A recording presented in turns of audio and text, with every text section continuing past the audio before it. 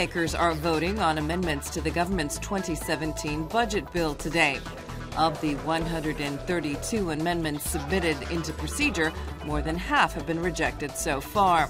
Arguing the government's case, Economy Minister Martina Dalic said the amendments would require an increase in expenditure of 9 billion kuna, and this was not possible. One amendment did not come from the opposition and was rejected anyway. It came from HDZ MP Zlatko Hasanbegovic and independent MP Bruna Esich, who asked that 13 million kuna in funding be diverted from civil society groups to social and humanitarian programs that are implemented through a number of ministries. Tensions were running high for the second time this week during a meeting of Parliament's Education, Science and Culture Committee.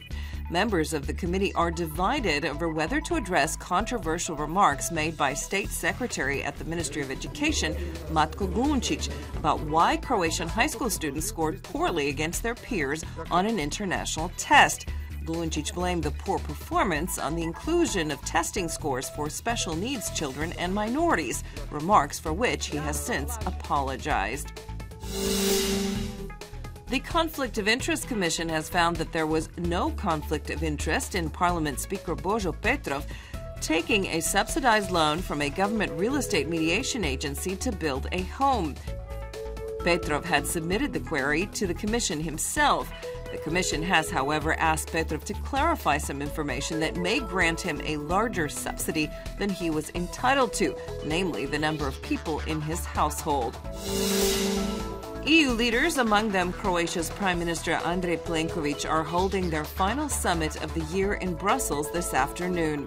There are several sensitive and complex issues on the table: migration and relations with Turkey, the association agreement with Ukraine, and a declaration designed to allow the Netherlands to ratify it, sanctions on Russia, and European defense.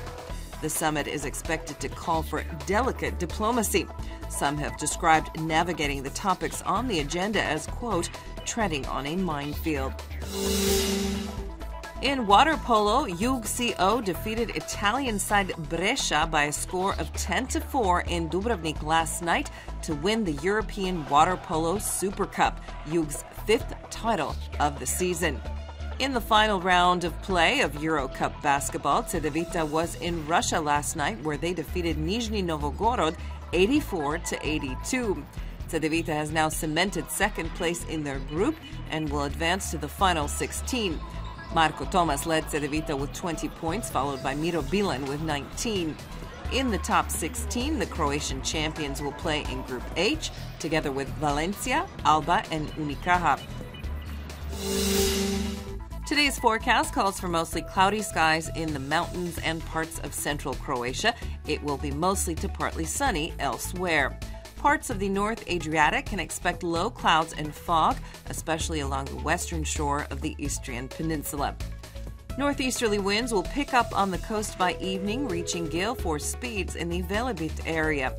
Highs for the day will range from 2 to 6 degrees Celsius in the interior and from 10 to 15 degrees on the coast. Moderate to heavy clouds are expected inland on Friday. The mountains may see some light snow. The weekend will be mostly to partly sunny. There is a chance of morning fog in some areas, and it may linger during the day. The nights and mornings will be cooler. On the coast, the coming days will be mostly dry, sunny, and stable.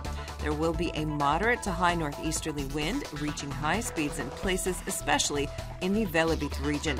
As winds fall on Saturday, temperatures will be warmer on Sunday.